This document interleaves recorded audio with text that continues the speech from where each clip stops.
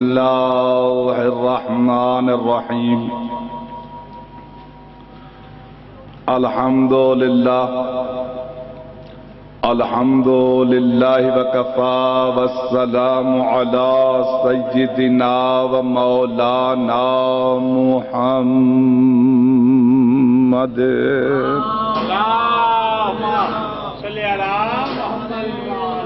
وَأَهْلِ بَيْتِ الطَّيِّبِينَ الطَّاهِرِينَ الشُّرَفَاءِ أَمَّا بَعْدُ فَقَدْ قَالَ سُبْحَانَهُ وَتَعَالَى فِي كِتَابِهِ الْمَجِيدِ وَخِطَابِهِ الْحَمِيدِ وَقَوْلُهُ الْحَقُّ بسم الله الرحمن الرحيم انما يريد الله ليذهب عنكم الرجس اهل البيت ويطهركم تطهيرا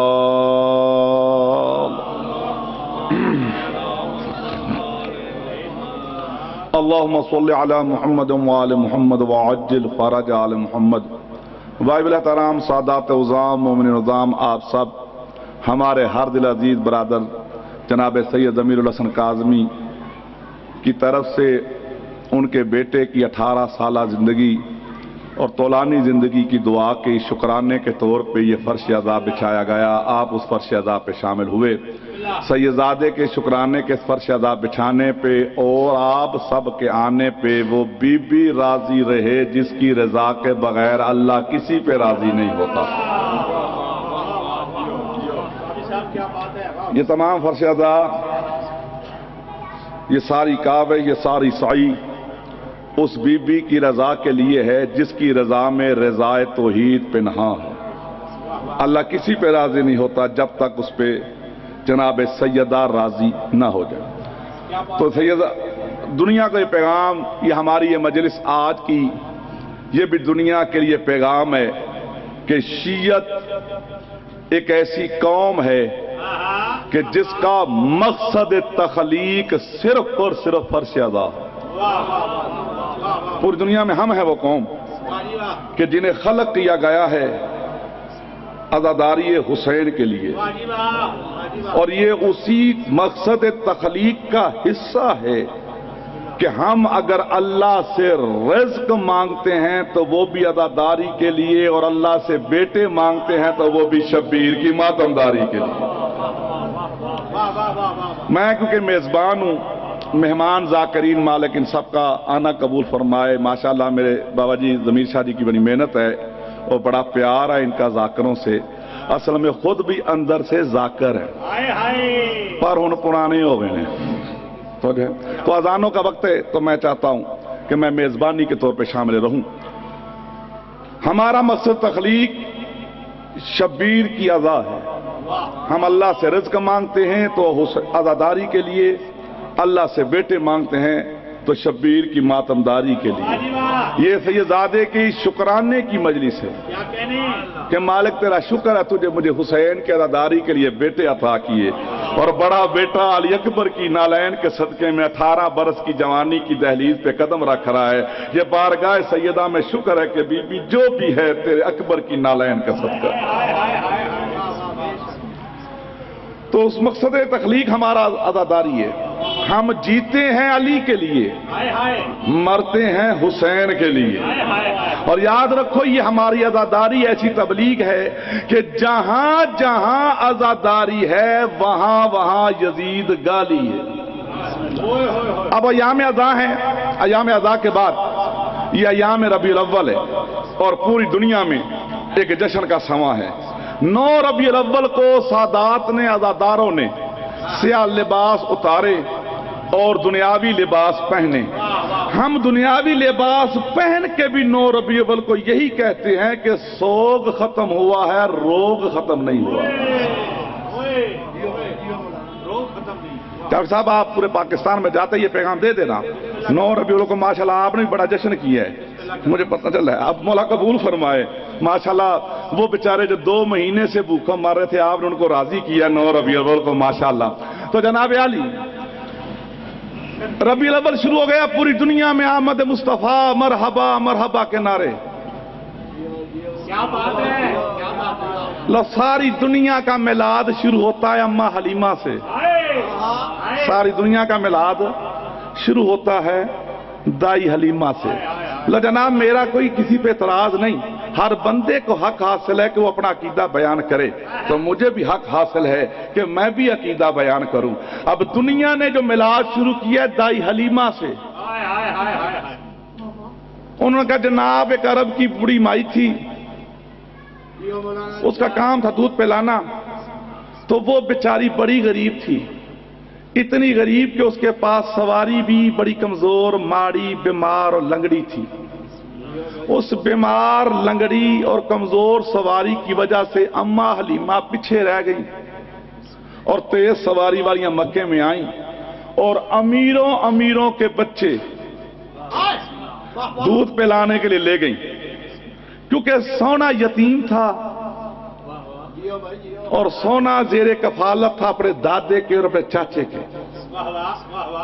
अब अमीर घरों के लड़के दाइयां उठा के ले गई, बच्चे ले गई दूध पिलाने, सोने को किसी ने नहीं उठाया। क्यों? क्योंकि सोना यतीम था, सोना यतीम था।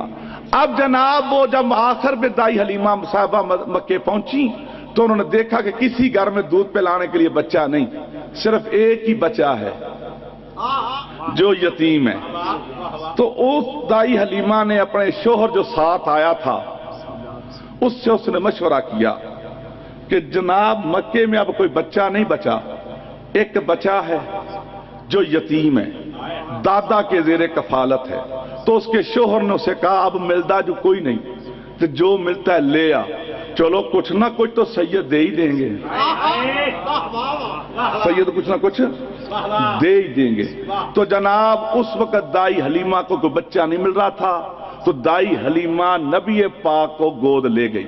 यानी जब दाई हलीमा ने मेरे नबी को गोद लिया था वो नहीं जानती थी ये कौन था, लेकिन उसे जब गोद लिया तो उसके ज़हन में दो बातें थी। एक थी मजबूरी कि कोई और बच्चा था ही नहीं, दूसरा थी मजदूरी कि कुछ ना कुछ सैयद दे देंगे।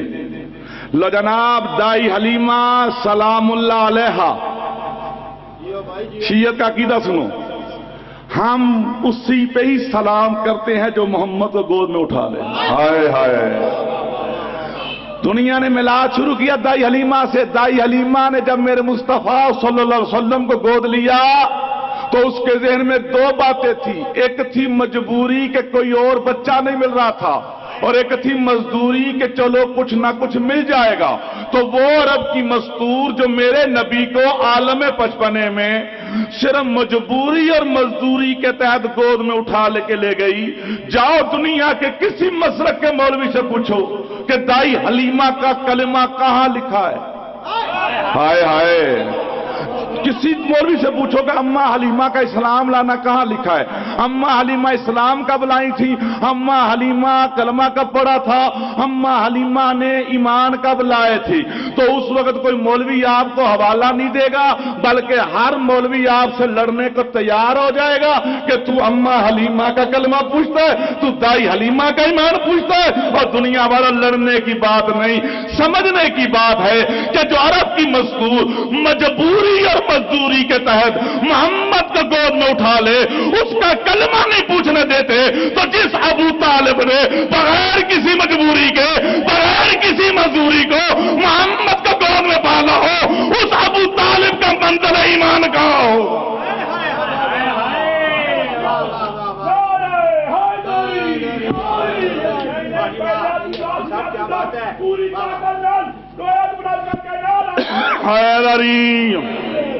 अब सुनना, उसका ईमान नहीं पूछने देते। तो जिसने मजबूरी और मजदूरी के तहत मेरे मोहम्मद को गोद उठाया हो उसका कलमा नहीं पूछने देता। और जिस अबू तालिब ने बगैर किसी मजबूरी के, बगैर किसी मजदूरी के मेरे मुस्तफा को गोद लिया हो। आप सुनिए, दाई हलीमा ले गई, बड़ी गरीब थी, बड़ी माड़ी थी, बड़ी कमजोर थी, उनकी सवारी भी बड़ी बीमार थी। नबी 40 साल बाद बना है आमना का लाल, पर मौजे शुरू हो गए हैं कि बड़ी गरीब थी, उनकी सवारी बड़ी कमजोर थी, बीमार थी, लंगड़ी थी। अम्मा हलीमा जैसे सोने को लेके अपनी उठनी पे बैठी हैं तो बीमार जो थी तंदुरुस्त हो गई। बीमार ऊँटनी तंदुरुस्त हो गई, लंगड़ी ऊँटनी ठीक हो गई, पीछे रहने वाली ऊँटनी आगे निकल गई। हाय हाय, लगता आपके इस्लामाबाद में ईद मिलाद नबी के अय्याम में किसी ने दाई हलीमा पढ़ी नहीं, या आपने सुनी नहीं? दाई हलीमा जब नबी को गोद ले गई तो उनकी बीमार सवारी तंदुरुस्त हो गई, लंगड़ी ठीक हो गई, जो पीछे रह गई थी ना सवारी वो सबसे आगे निकल गई। ये मेरे नबी का मौजज़ा है कि मेरा नबी जिसकी भी सवारी कर ले वो सवारी आगे ना निकले तो नबी के सवार होने का फायदा क्या है? अल्लाह अकबर। मैं कुछ कह गया आपके सामने, आए हाय। आगे सुनिए, दाई हलीमा बड़ी मारी थी, बड़ी कमजोर थी, उनके घर में खाने को कुछ नहीं था, फाके थे उनके घर में। लेकिन जैसे सोने को लेके अम्मा हलीमा अपने घर गई है ना तो अम्मा हलीमा के घर में वारे न्यारे हो गए। दाई हलीमा बड़ी कमजोर थी, माड़ी थी, गरीब थी। सोने को लेके जैसे अम्मा हलीमा अपने घर पहुंची है ना तो अम्मा हलीमा के घर में वारे न्यारे हो गए हैं। मैं हैरान हूं, जिस घर में दाई ले गई है उस घर में वारे मारे, उस घर माड़े घर में वारे न्यारे हो गए हैं, और जिस घर में अल्लाह ने भेजा है वहां खाने को कुछ नहीं था। हाय यार, कैसी बात है। मैं दुनिया से इंसाफ मांग रहा हूं। आज सैयदजादे के शुक्राने की मजलिस पे मैं दुनिया से इंसाफ मांग रहा हूं। रबी अव्वल का महीना है और सारी दुनिया ने पढ़ना है। अब सुनना जो मौजज़ा, मेरा नबी आलम पचपने में अरब की एक मस्तूर कमजोर माड़ी गरीब ले गई तो उस घर में वारे न्यारे हो गए।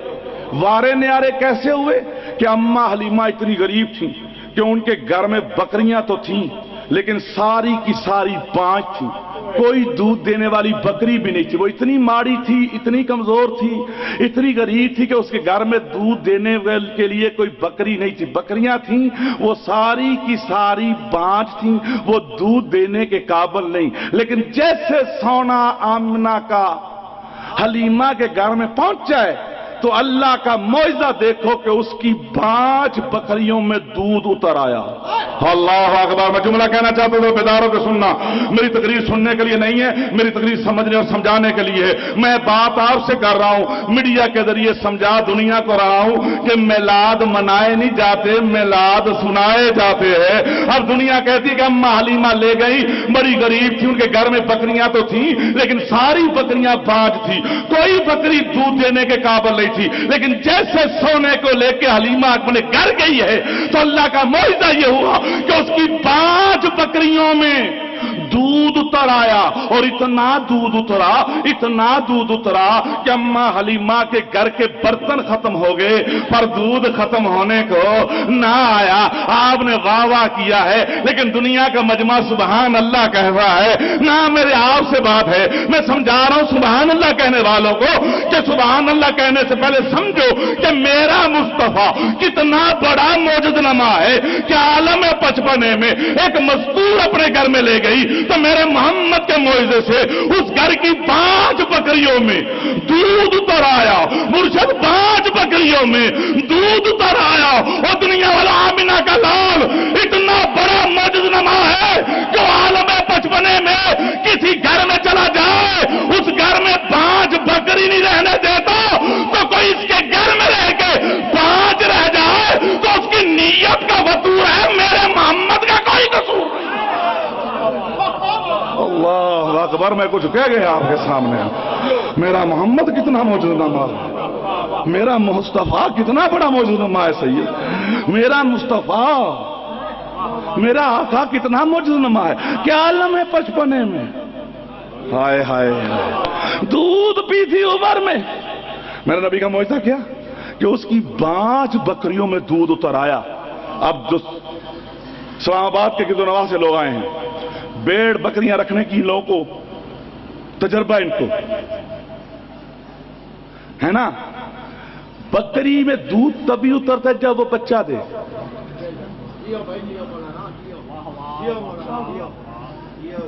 جب تک بچہ نہ ہو دودھ نہیں اترتا نا، بکری کو بچہ ہوگا دودھ اترے گا۔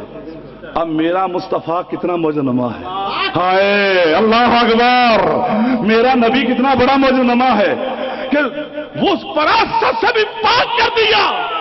ارے جو محمد جانوروں کو اس پراست سے پاک کر دے وہ محمد کتنا بڑا پاک ہوگا۔ سنو، میرا نبی نورن میں نور اللہ ہے، اس کے بشری تقاضوں کی کوئی ضرورت نہیں۔ میرا نبی موجنما، میرا نبی نورن میں نور اللہ ہے، میرا نبی اللہ کا نوروں میں سے نور ہے۔ اس نور نے چاہا کہ جا کے دنیا میں پہچان ہو، ساری دنیا کو کائنات کو خلق کیا اس نور کی وجہ سے۔ اس نے اپنے نور سے نور کو جدا کیا، اس نے چاہا کہ میں پہچانا جاؤں، کوئی تو ہو جو مجھے بتائے میں کیسا ہوں۔ اللہ اپنے نور سے نور جدا کیا، اس نور میں اللہ نے اپنے آپ کو دیکھا، پھر کہا میں بھی نور، تو بھی نور، تو بھی ایک ہے، میں بھی ایک ہوں۔ اگر تو بھی ایک رہا میں بھی ایک رہا تو پھر میں وحدہ لا شریک نہیں، میں احد نہیں رہتا۔ تو میرا نور ہے، تو بھی نور میں بھی نور، اگر تو بھی رہا اور میں بھی رہا تو میں احد نہیں رہتا۔ اب میں اپنی وحدانیت کو بچانے کے لیے تیرے نور کو دو حصوں میں تقسیم کرتا ہوں، ایک کو محمد بناتا ہوں، ایک کو علی بناتا ہوں۔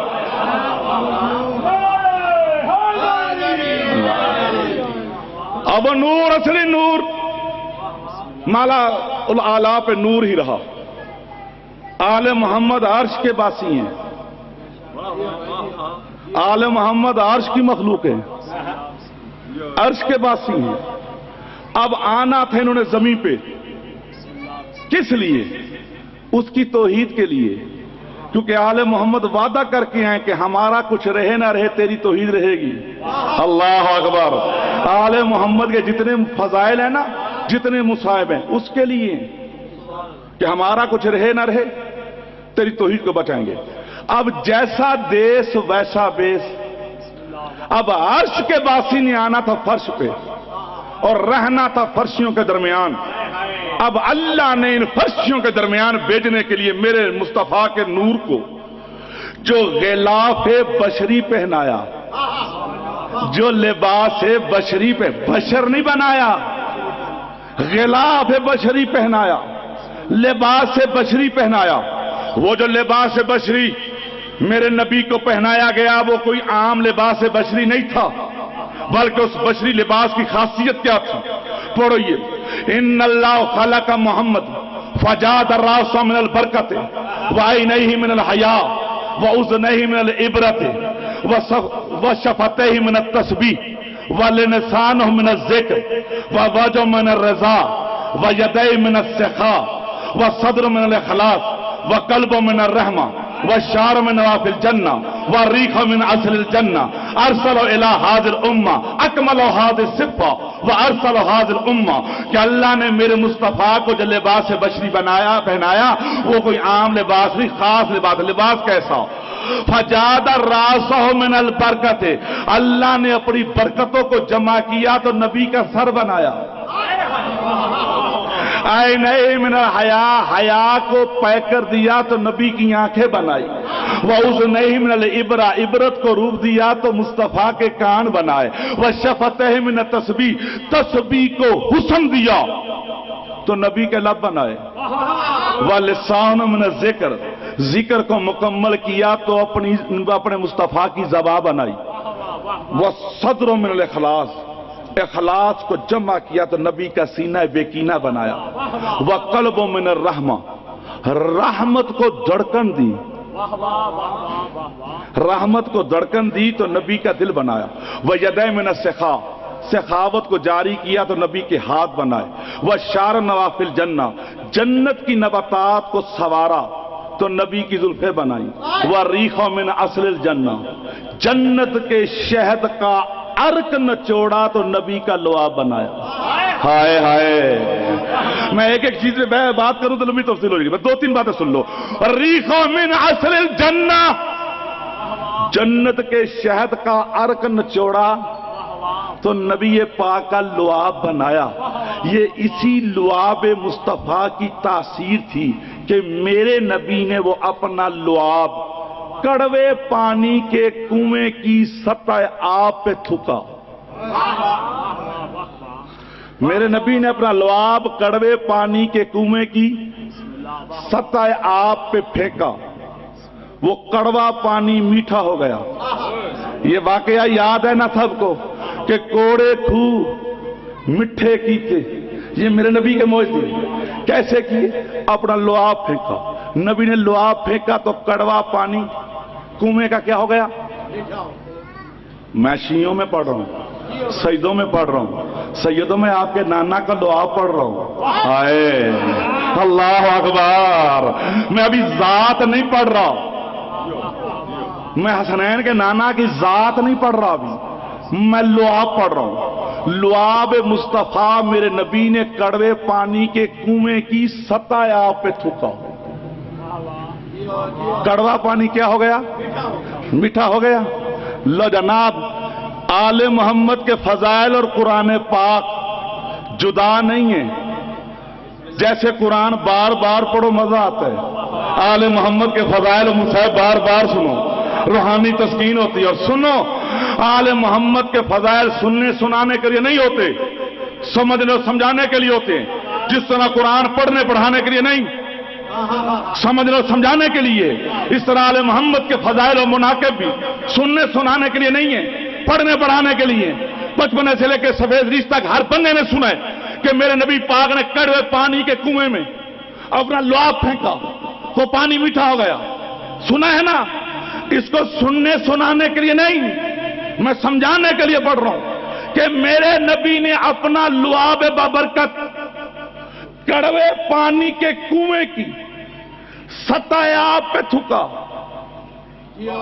جب لعاب پانی میں پھینکا جائے تو لعاب ڈوبتا نہیں, لعاب پانی کے اوپر تیرتا ہے.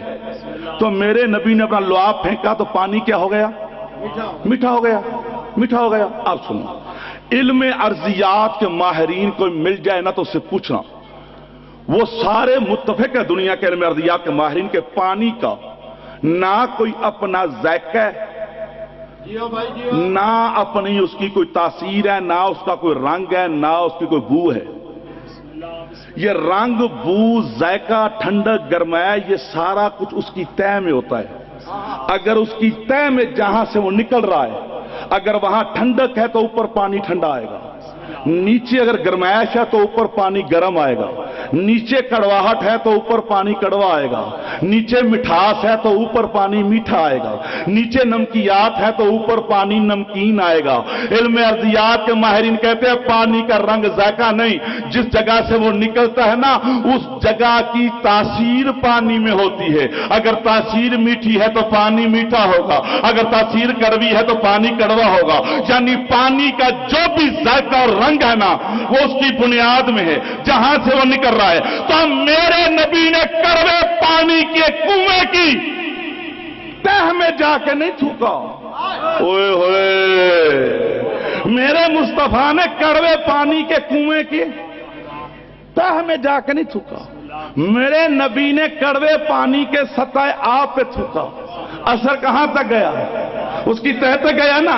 اثر کہاں تک گیا؟ تہ تک گیا. تو ابھی تک دنیا کو سمجھ نہیں آئی, ارے میرا نبی کڑوے پانی کے کنویں کی سطح آب پہ تھوکے, اس کا اثر اس کی تہ میں جاتا ہے. اور وہی لعاب محمد اگر حسنین چوسے, اس کا اثر ان کی نسلوں میں نظر نہ آئے تو چوسنے کا فائدہ کیا ہے؟ اوئے ہوئے, سونا نہیں بھائی جان, میں کسی اور منظروں پہ جانا چاہتا ہوں. اللہ اکبر.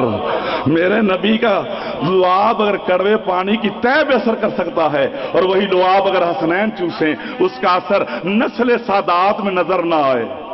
ہائے ہائے, تو حسنین کے چوسنے کا یہی وجہ ہے کہ کوئی مستوار سید یہ اسی لعاب محمد کا صدقہ ہے کہ کوئی سید اگر مستی میں آ کے کہہ دے جا پتری, پھر پتر ہی ہوتا ہے. اب سننا, وشفتہ من التسبیح,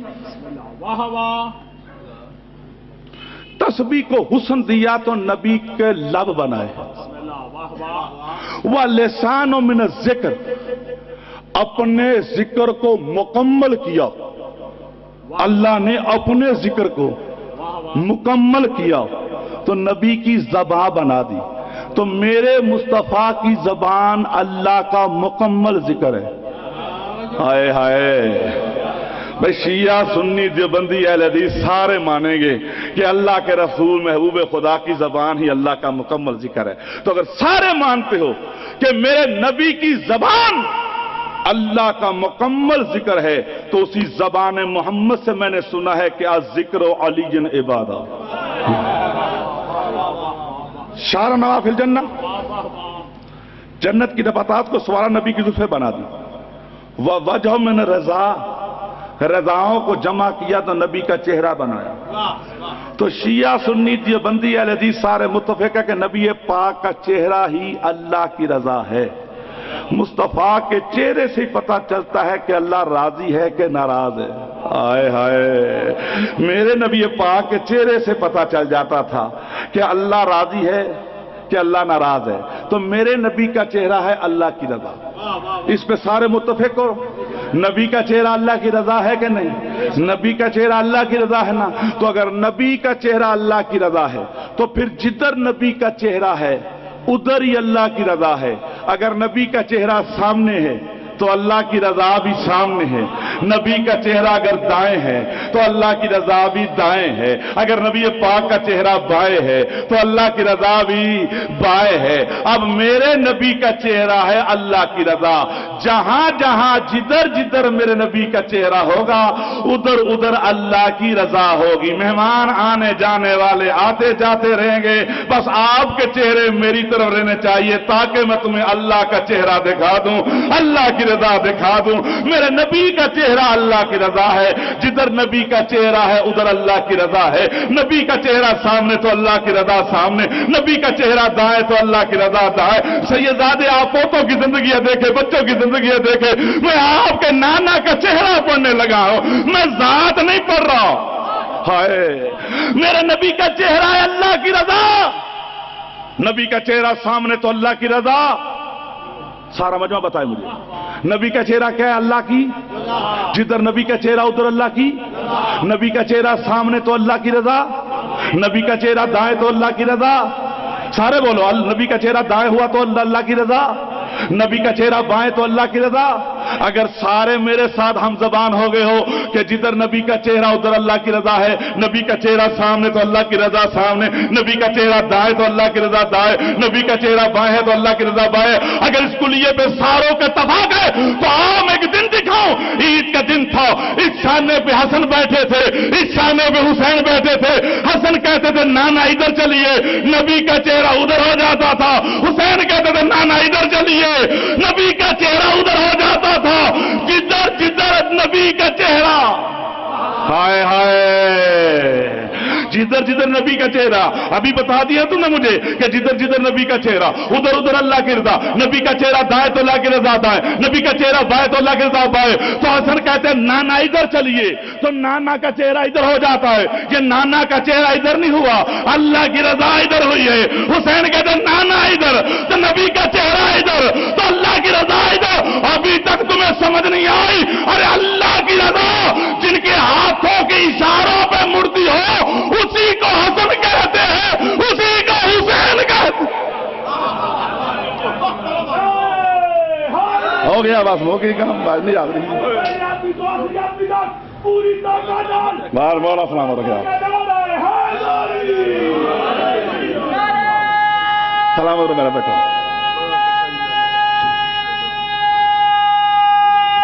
हाय सलाम हो मेरा बेटा। ये है मेरे नबी का चेहरा। शार नवाफिल जन्ना, जन्नत की नबातात को सवारा तो नबी की जुल्फे बनाती।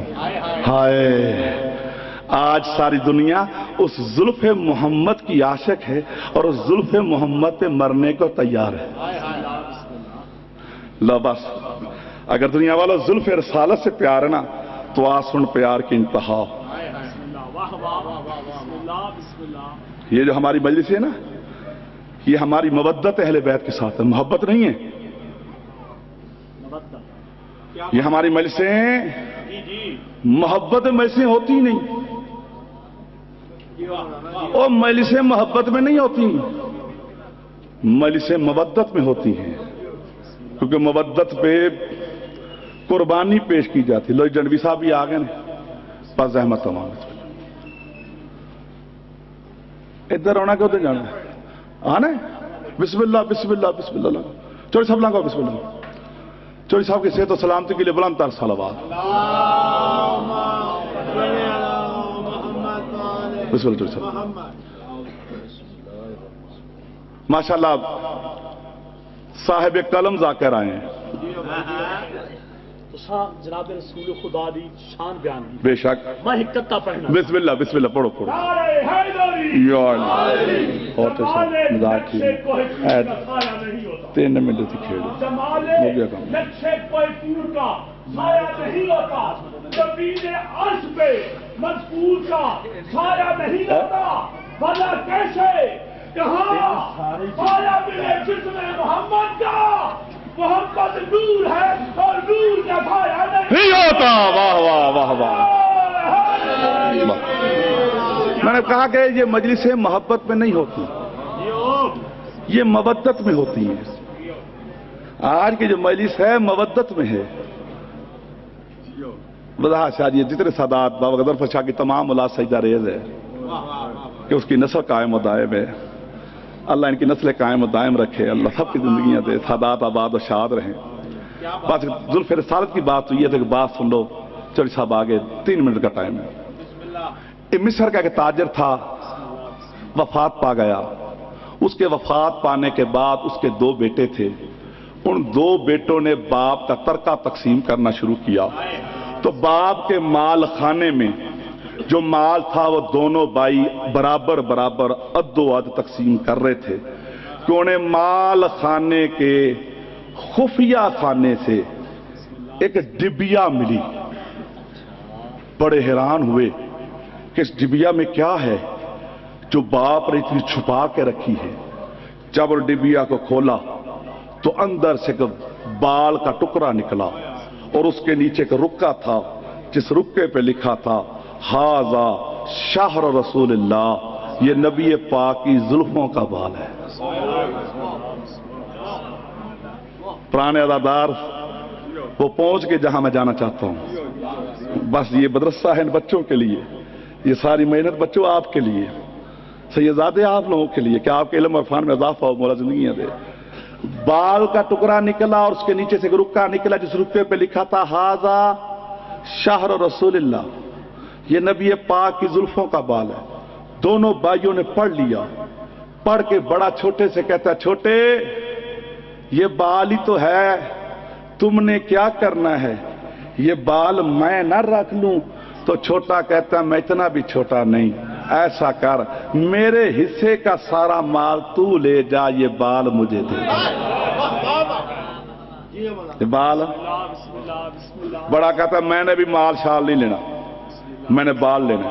چھوٹا کہتا ہے مجھے بھی دنیا کا مال نہیں چاہیے، بال ہی چاہیے۔ دونوں بھائی عاشق نبی ہیں، مال دنیا چھوڑ رہے ہیں لیکن نبی کی زلفوں کے بال کو نہیں چھوڑ رہے۔ بڑا کہتا ہے میں نے بال رکھنا ہے، مال نہیں۔ چھوٹا کہتا ہے میں نے بھی بال ہی لینا ہے، مال نہیں لینا۔ دونوں بھائیوں میں قضیہ بڑا، بحث بڑھ گئی تو دونوں قاضی مصر کے پاس چلے گئے۔ قاضی کو جا کے روئے داس سنائی کہ یہ بال ہے، مجھے مال نہیں چاہیے، بال چاہیے۔ چھوٹا کہتا ہے مجھے بھی مال نہیں چاہیے، بال ہی چاہیے۔ تو قاضی مصر متوع تھا، کہتا ہے یہ بال ہی تو ہے، لڑتی کیوں ہو اس بال کے لیے؟ جس طرح مال آدھا آدھا کیا ہے اس طرح یہ بال بھی آدھا آدھا کر لو۔ دونوں بھائی بظاہر راضی ہو گئے۔ اس نے کہا پھر آدھا آدھا کر دے۔ کہا چلو پکڑو۔ زلف رسالت کے بال کو ایک طرف سے بڑے بھائی نے پکڑا، ایک طرف سے چھوٹے بھائی نے پکڑا، اور قاضی مصر اس بال رسالت کو، زلف رسالت کے بال کو دونوں بھائیوں میں آدھا آدھا کاٹنے کے لیے آگے بڑھا۔ ایک طرف سے بڑے بھائی نے پکڑا ہوا ہے, ایک طرف سے چھوٹے بھائی نے پکڑا ہوا ہے. قاضی مصر نشتر لے کے آگے بڑھا. ابھی اس نے بال کاٹنے کے لیے, وضاحت شاہ جی جملہ بڑا قیمتی ہے, عزادار کے لیے کافی ہے. ایک طرف سے بڑے بھائی نے پکڑا, ایک طرف چھوٹے بھائی نے پکڑا زلف رسالت کے بال کو. قاضی مصر اس بال کو کاٹنے کے لیے آگے بڑھا. ابھی کاٹنے کے لیے اس نے بال کے اوپر نشتر رکھا نہیں تھا کہ چھوٹے بھائی نے تڑپ کے چھوڑ دیا, جا بھیا مال بھی لے جا, یہ بال بھی لے جا, لیکن میری آنکھوں کے سامنے زلف رسالت پہ چھری نہ چلوا.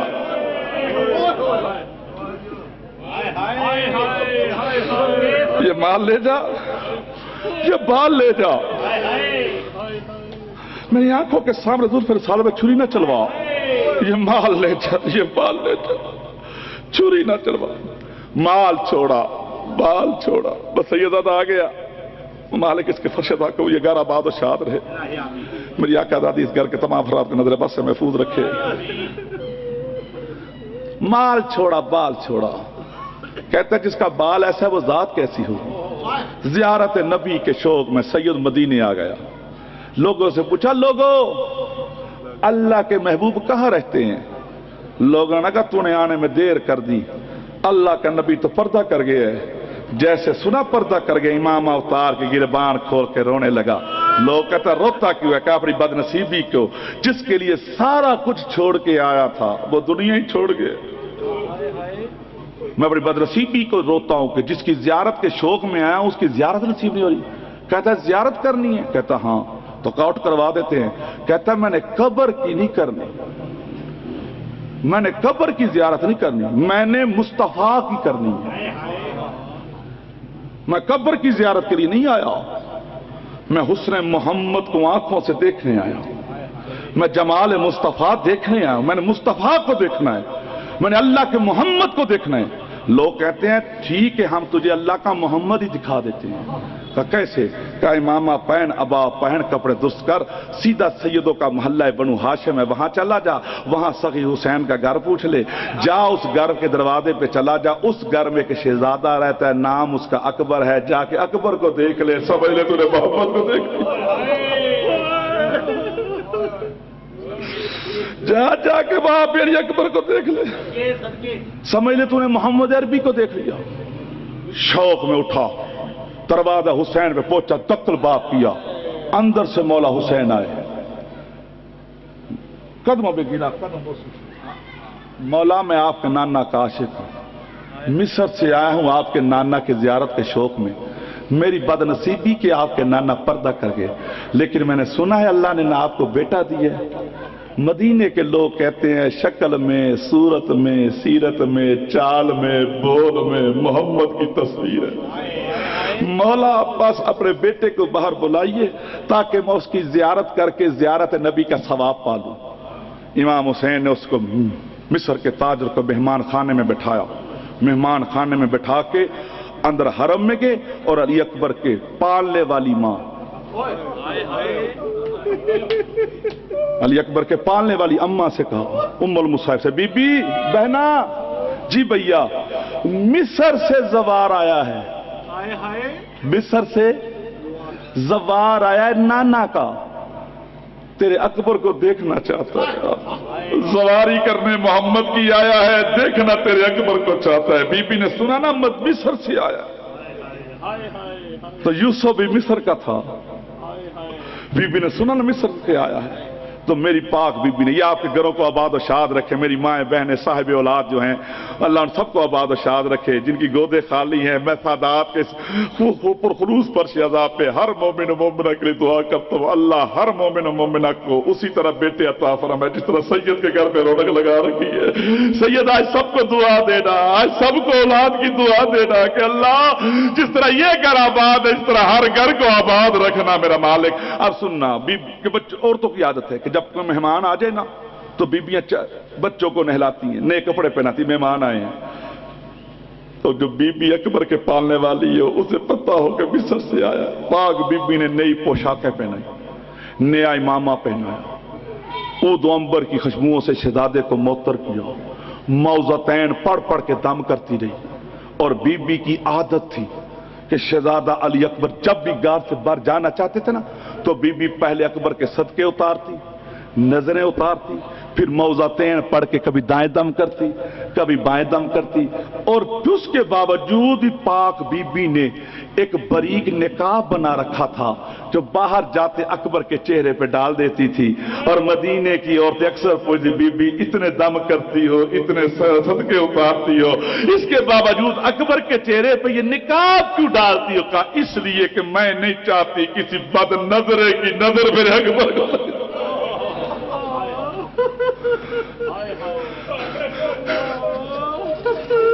میں شہادت نہیں پڑھ سکتا، میں بس غسل پڑھنا چاہتا ہوں شہزادے کا۔ صاحب قلم ذاکر ہے، ان کی قلم میں مالک نے تاثیر ہے، بیان کر سکتے ہیں، اور بہترین ذاکر ہے جو اپنا قصیدہ خود پڑھتا ہے، اس کے پڑھنے کے بعد ساری دنیا پڑھتی ہے۔ مالک نے معرفت کی خیرات انہیں دی ہے، آگے یہ سخی ہے لوگوں کو دے دیتا ہے۔ اب سننا، بی بی نے نقاب پہنایا، علی اکبر کے چہرے پہ ڈالا، علی اکبر گھر سے نکلے، مہمان خانے میں قدم رکھا، جیسے قدم رکھا یہ زوار بیٹھا استقبال میں کھڑا ہو گیا، کھڑا ہو کہتا مولا آپ کے بیٹے کے چہرے پہ نقاب ہے، اپنے بیٹے سے کہ نقاب ہٹائے، جیسے کہ نقاب ہٹائے، مولا حسین نے کہا بیٹا نقاب ہٹاؤ۔ بابا کے حکم پہ علی اکبر نے اپنے چہرے سے نقاب ہٹانا شروع کیا، ہٹاتے ہٹاتے ابھی آدھے رخ سے ہٹا تھا، اس کی پہلی دید اکبر کے رخسار پہ پڑی، ان اللہ احسن الخالقین کی تلاوت کرتا ہوا سجدے میں گر گیا، سجدہ شکر ادا کر کے تشہد کی طرف بیٹھ گیا، پھر علی اکبر کو دیکھتا ہی رہا، پھر دیکھتا ہی رہا، پھر دیکھتا ہی رہا، پھر نگاہیں علی اکبر کے چہرے پہ رکھ کے امام حسین سے پوچھتا مولا سچ بتائیے کہ آپ کے نانا اسی طرح حسین تھے؟ میں فقراء کا ذاکر ہوں، فقر فقیر مزاج ہوں، میں تمہارے جذبات سے کھیل کے پڑھنے کا عادی نہیں ہوں، مجھے عادت نہیں ہے کہ لوگوں کے جذبات سے کھیلیں، یہ تو لوگوں کی اپنی عقیدت ہے، جس کی جتنی عقیدت ہے اس کا اتنا غم ہے، اس کی آرزو ہے، بس آپ اپنے لیے ثواب کا اہتمام کرو، میں اپنی عبادت کا اہتمام کرتا ہوں۔ شہزادے اکبر کے چہرے پہ نگاہیں رکھ کے، نگاہیں نہیں ہٹائی اس نے، شہزادے کے چہرے پہ نگاہیں رکھ کے مولا سے مولا سچ بتائیے آپ کے نانا اسی طرح حسین تھے؟ مولا فرماتے ہاں میرا نانا اسی طرح حسین تھا۔ کہتا مولا آپ کے بیٹے کو زحمت ہوگی، اپنے بیٹے سے کہیے مجھے تھوڑا بول کے دکھائے، میں دیکھوں اللہ کا محمد بولتا کیسے۔ بابا کے حکم علی اکبر نے بولنا شروع کیا، پھر یہ کہتا مولا آپ کے بیٹے کو زحمت ہوگی لیکن اور بیٹے سے کہیے مجھے تھوڑا چل کے دکھائے، میں دیکھوں آپ کا نانا چلتا کیسے تھا۔ بابا کے حکم پہ علی اکبر نے چلنا شروع کیا، بس سمجھنے کے لیے سمجھانے کے لیے پڑھ رہا ہوں، آگے سمجھ میں آ گئی تو رونے کے لیے کافی ہے، بس زحمت تمام کے دیتا ہوں۔ جیسے علی اکبر قدم بڑھاتے یہ زوار کبھی نشان قدم چومتا، کبھی اکبر کی نالین چومتا، کبھی ابا کو چومتا، کبھی اکبر کے ہاتھوں کو چومتا، یہ نالین اکبر چومتے چومتے اس نے پیچھے دیکھا تو قیامت کا منظر تھا۔ منظر کیا تھا کہ گھر کی چوکھٹ پہ بیٹھ کے حسین رو رہے تھے، گھر کی چوکھٹ پہ بیٹھ کے حسین رو رہے تھے، یہ تڑپ کے کہتے ہیں مولا مجھ سے کوئی گستاخی ہو گئی ہے، میں تو اپنی عقیدت میں آپ کے بچے کے نالین قدم چوم رہا ہوں اور آپ بیٹھے رو رہے ہیں۔ تو رو کے حسین کہتے ہیں صبر تو اپنی عبادت کر، مجھے میری عبادت کر، تو اپنی عبادت کر مجھے اپنی کر۔ کہتا ہے مولا کس بات کی عبادت؟ آپ روئیں اور میں عبادت کروں؟ میری کس چیز کی عبادت ہے کہ آپ روئیں گے؟ مولا آپ کیوں روئیں؟ فرمایا نہ پوچھ میں کیوں روئیں۔ کہتا نہیں مولا مجھے بتائیے آپ کیوں روئیں۔ مولا فرماتے ہیں اگر تو روگ دل میں پالنا چاہتا ہے اور جاننا چاہتا ہے کہ میں کیوں رویا ہوں تو اے زبار فرض کر اگر اللہ تجھے میرے اکبر جیسا بیٹا عطا کرے تو کیا تو برداشت کرے گا کہ عالم خواب میں بھی تجھے اپنے بیٹے کے پاؤں میں کانٹا نظر آئے؟ تڑپ کے کہتا ہے جملہ سن لو زحمت تمام۔ مولا فرماتے ہیں فرض کر اللہ تجھے بیٹا دے اور تجھے برداشت کرے گا کہ عالم خواب میں تجھے اپنے بیٹے کے پاؤں میں کانٹا نظر آئے تو زبار تڑپ کے کہتا ہے مولا مرنے سے پہلے مر نہ جاؤں گا، خارے صحرا کو جا میرے بیٹے کا پاؤں کو جا۔ حسین فرماتے ہیں زبار جب تو اپنے کے پاؤں میں عالم خواب میں ایک کانٹا برداشت نہیں کر سکتا تو میری غربت کا اندازہ کر، میرے اکبر